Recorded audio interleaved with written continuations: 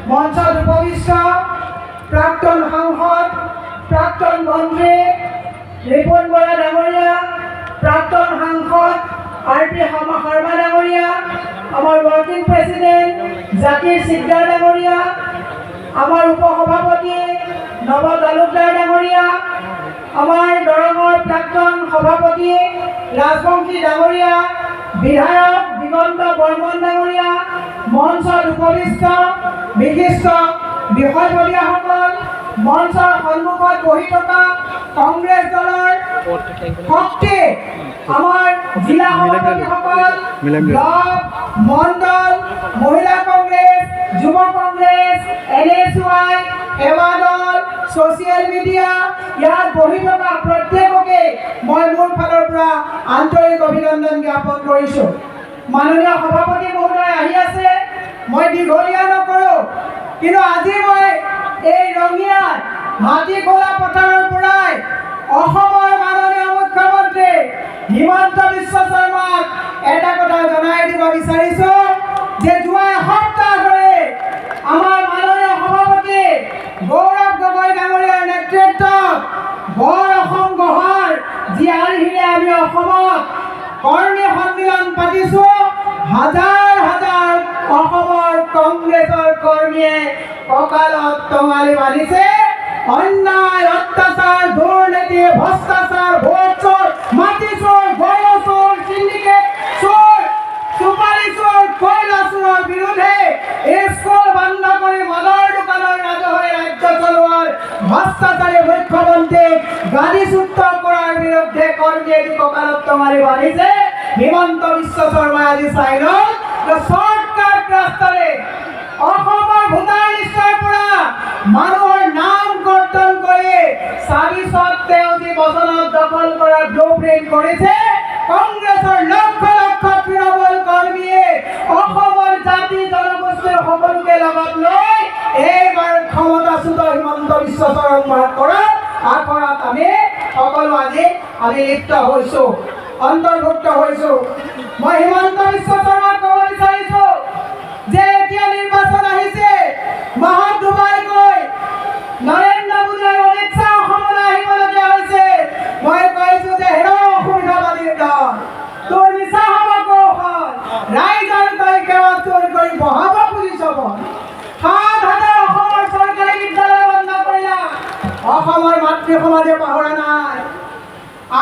আকাশলংঘী বস্তুৰ দাম বৃদ্ধি হ'ল ১২৫০ টকা, দৈনিক ৪১ টকাকৈ দিছা, আৰু চৰকাৰী ভাড়াৰ বোজা ৫২,০০০ টকাকৈ সেই ১২০০ টকীয়া বাইদেউসকলে দৈনিক ১৪২ টকা EMI কাটি লৈ গৈ আছা। পাহৰিছে বুলি ভাবিছা নেকি? আজি হিমন্ত বিশ্ব শৰ্মা ডাভোছত গৈছে বিনিয়োগ আনিবলৈ। মই আজি ৰঙিয়াৰ পৰা সকীয়াই দিব বিচাৰিছোঁ, এডভান্টেজ আছামৰ নামত আমাক যে লুণ্ঠন আৰু ৰামঠগন দিলা, তোমাৰ টুইন টাৱাৰ ক'ত দেখুৱালা? টুইন টাৱাৰটো ক'ত আছে অসমৰ ৰাইজে চাব বিচাৰিছে। এক্সপ্ৰেছ হাইৱে অসমে চাব বিচাৰিছে, গুৱাহাটীত মেট্ৰ' ট্ৰেইন অসমৰ ৰাইজে চাব বিচাৰিছে। অসমৰ ৰাইজক তোমালোকে ব্ৰহ্মপুত্ৰ খননৰ কথা কৈ ৰামঠগন মাৰিছিলা। আজি গুৱাহাটীৰ কৃত্ৰিম বানপানীত অসমৰ ৰাইজে শুনিব বিচাৰিছে যে ১৬ লাখ টকাৰ দামৰ ছুপাৰ চাকাৰ তুমি ৪২ লাখ টকাত অশোক সিংহলে ৰামঠগন দি কিয় আজি গুৱাহাটীবাসীৰ মানুহে ভাড়া ঘৰত কৃত্ৰিম বানপানীৰ কাৰণে ছটফটাই থাকিবলগীয়া হৈছে, ৰঙিয়াৰ পৰা আজি ৰাইজে শুনিব বিচাৰিছে। মই সেয়ে আপোনালোকক আহ্বান জনাইছোঁ যে হিমন্ত বিশ্ব শৰ্মাৰ যিখন চৰকাৰ বাকী আৰু ফাঁকিৰ চৰকাৰ, তুমি বাকী বহুত কৰিলা, ফাঁকি বহুত দিলা। এতিয়া ডাভোছত গৈ নতুন অৰ্থনৈতিক বিনিয়োগৰ কথা কৈ অসমৰ ৰাইজক ফাঁকি দিব নোৱাৰিবা, কাৰণ নিৰ্বাচনৰ আগলৈকে এই জানুৱাৰী মাহত ৬ তাৰিখে তুমি ১,০০০ কোটি টকা ধাৰ লৈছা, ১৩ তাৰিখে ১,০০০ কোটি টকা ধাৰ লৈছা, ২০ তাৰিখে ১,০০০ কোটি টকা ধাৰ লৈছা, আৰু তুমি ১২৫০ টকা দিয়া মহিলায়ো কিন্তু প্ৰসৱ বেদনাত তোমাৰ মিটিঙত গৈ সন্তান জন্ম দিবলগীয়া হৈছে। তোমাৰ এই ১২৫০ টকা দিয়া মহিলাই এফালে চৰকাৰী ধাৰৰ পূজা লৈছে আৰু ১২৫০ টকাৰ কাৰণে মূৰ্ছনা যাবলগীয়া হৈছে। মাতৃ সমাজে পাহৰি যোৱা নাই। মই সেয়ে কৈছোঁ হিমন্ত বিশ্ব শৰ্মা সাৱধান, সাৱধান। বহুত ঠগিলা। অসমৰ ৰাইজৰ তোমালোকে উদাৰতা দেখিছা, অসমৰ ৰাইজৰ দুৰ্বলতা বুলি যদি ভাবিছা, অসমৰ ৰাইজে তুমি যে ৰাম ঠগন দিছা, এই ঠগন কেতিয়াও পাহৰা নাই।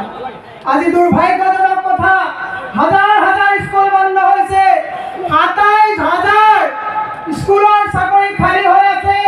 তাৰ পৰিৱৰ্তে তোমালোকে যিমান চাকৰি দিছো বুলি তোমালোকে মেলা পাতিছা, মাত্ৰ ৫ বছৰত ৫ লাখ চাকৰি দিম বুলি কৈছিলা, ১০ বছৰত মাত্ৰ ১ লাখ চাকৰি দিছা, ফাঁকি মাৰিব আহিছা।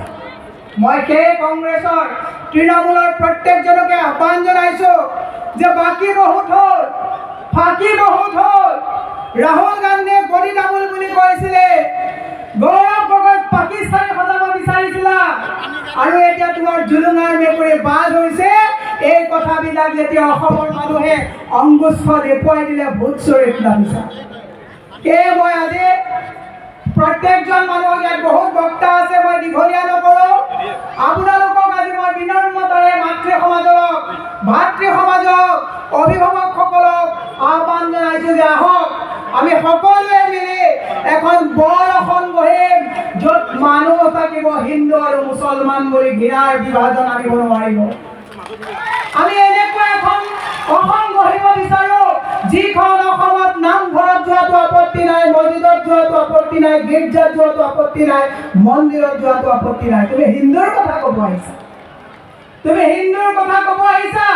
১৬,০০০ চাকৰিৰ কাৰণে ৪২ লাখ হিন্দু যুৱক যুৱতীয়ে চাকৰি বিচাৰিছে। ক'ত সোমাই আছিলা? সেইকাৰণে মই হিমন্ত বিশ্ব শৰ্মাক কৈছো, তুমি না হিন্দুৰ না তুমি মুছলমানৰ, তুমি আদানী আম্বানী, তুমি তোমাৰ পত্নী ৰিণিকী ভূঞাৰ য'ত মাটি লাগে তাত মাটি নিদিয়ে। মাটি দেখিলে তোমালোক থাকিব নোৱাৰা, এফালৰ পৰা লুণ্ঠন কৰিছে। গতিকে এই লুণ্ঠনকাৰী হিমন্ত বিশ্ব শৰ্মাক সমুলঞ্চ উৎখাত কৰিবলগীয়া হ'লে আপোনালোকে কমলপুৰ, ৰঙিয়া, আপোনালোকে আমাৰ যিমানখিনি আজি ইয়াত যিমানবিলাক আমাৰ সমষ্টিৰ যি লোক আছে, প্ৰত্যেকৰ পৰা সমুলঞ্চ হিচাপে আমি বিদায় দিব লাগিব। লাগিবনে নালাগিব? বিদায়